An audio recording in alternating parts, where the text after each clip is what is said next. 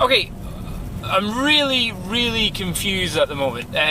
Camera companies just now seem to be almost cameras seem to be a Giffen good in terms of the supply and demand chain. If you don't know what a Giffen good is, if you've ever done economics, is a thing which defies normal supply, demand, and cost. So, for example, the only real Giffen good that has ever actually existed was potatoes in Northern Ireland, or in Ireland during the potato famine.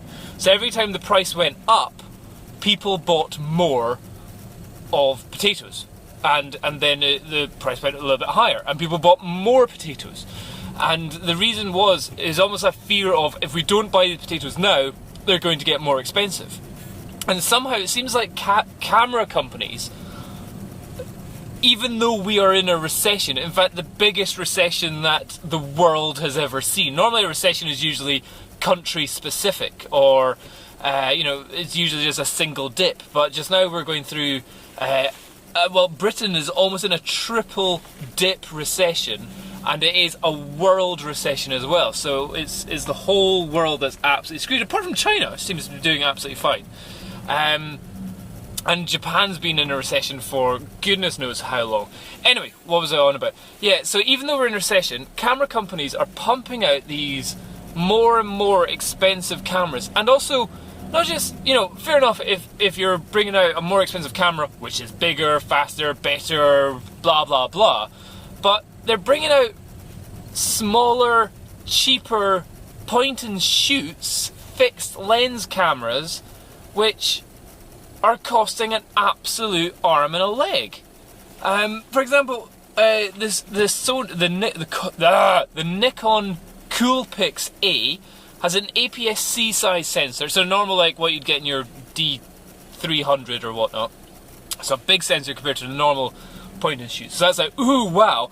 But they're charging nearly £1,000 for it. You're like, oh, hold on a minute, I could get a full-on digital SLR for that. And on top of that, it's a fixed lens. It's like, so you don't even have the choice of changing lens, or being able to put on a lens which has either a longer focal length or a better aperture or shallower depth of field or all that kind of stuff. You're just stuck with the single lens on it, and so it's just like, that's rubbish and more expensive. And then you kind of think, well, Nikon, I now really respect the Nikon other ones. What were the other ones they made which have now, the Nikon V1 and J1, which have massively dropped price. The Nikon V1, which when it first came out I considered was very expensive, is now, it was about £900 when it first came out, is now under £300 with a lens. So that is an interchangeable camera with a fairly decent amount of features on it, with video and all that kind of crap. But it's where the hell am I going? This is not the right road. Edinburgh traffic work sucks so bad. So you get like a fairly good sensor, good features, and you've got the option of changing lenses, and you can have either a wide angle, you can have a telephoto, you can have a zoom, you can have a prime, all that kind of good stuff. But now they're coming out with the Coolpix A, which has got a bigger sensor, meant to be a better performing sensor, but you're inhibited with having a fixed focal length, or a fixed lens on it. And what I was trying to think is that this is almost like an analogy for this. It's a bit like you're getting a Stephen Hawking's worth of camera. You're getting something with a great sensor, which is having fantastic dynamic range and megapixels and all that, but you're in a disabled body where you can't change things or anything like that. And Sony, this is one which, if you go onto DxOMark website, DxOMark.com, website which does like sensor analysis and tests and all that stuff, and tests dynamic range and the ISO performance and all that kind of stuff. The Sony RX1, which looks like a point and shoot camera, has absolutely humped so many other cameras. You're like, oh my god, this is amazing. What it is a full frame sensor inside what looks like a point and shoot camera. So you're kind of going, wow, that's amazing, they can get this giant mega super sensor in a small camera.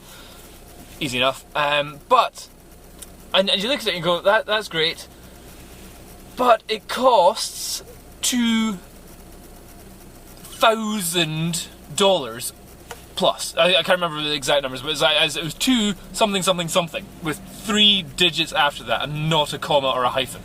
So it's like, oh my god, this is almost, probably when it comes out in the UK, it's going to be £2,000 for a point and shoot camera. Okay, it's giving you amazing resolution and stuff, and its image quality is meant to be fantastic, but you're spending a heck load of money on a camera which is disabled in the fact that you can't do as many things as you can with the digital SLR on it. It's obviously you're not going to have the amount of buttons on it, so it's ergonomically it's going to be crap for trying to do lots of other things. And then it comes to this, it's got a fixed fucking lens. It's like, what are you doing? So like, you've got this amazing uber sensor, but yet we're restricted to just having this single focal length which the company has decided, oh, that's the best one we think for you to have. It's like, no, I want to decide which focal length I have, I want to decide what aperture I have and all that kind of stuff, or how much money I spend on the lens.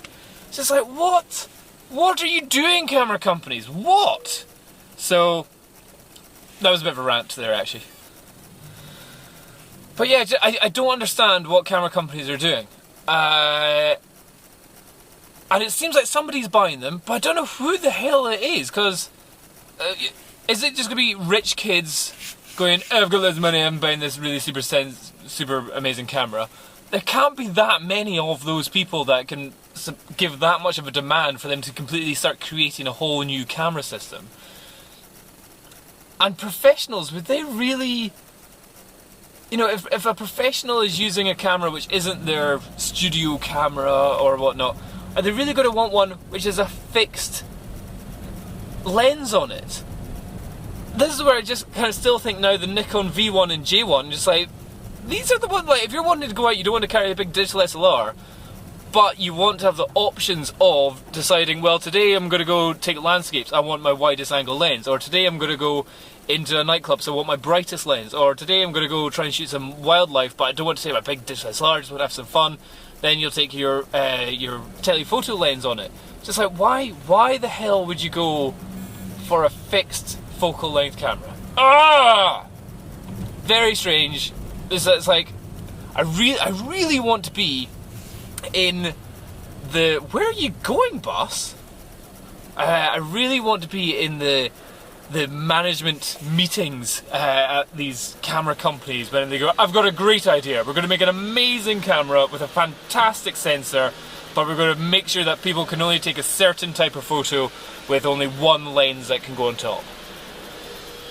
And then all the like chief executives around go, oh, brilliant idea, yes, we'll make them buy that, and then 2 months later we'll bring out another one with a different lens on it. Oh, we'll make loads of money. Who buys these? Anyway, that's enough for me. Bye.